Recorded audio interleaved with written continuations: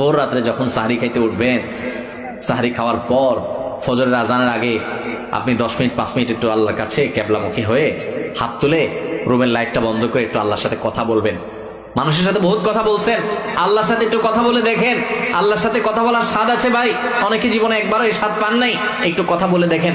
ভোর রাতে সাহরি খেতে উঠলে 10টা মিনিট একটু হাত তুলে কথা বলেন। কিভাবে কথা বলবেন? কথা বলবেন এইভাবে, ও আল্লাহ, কত গুনাহ আমি করেছি, কত পাপাচার আমি করেছি, মরতে আমার হবে, তোমার কাছে যাওয়া আমার লাগবে আল্লাহ। শয়তানের প্ররোচনা করেছি, এই রমজান মাস তুমি কত মানুষকে মাফ করে দাও। নবী করিম সাল্লাল্লাহু আলাইহি ওয়াসাল্লাম বলেছেন, ওয়ালিল্লাহি মুতাকাউ মিনান নার ওয়া যালিকা ফি কুল্লি লাইলা।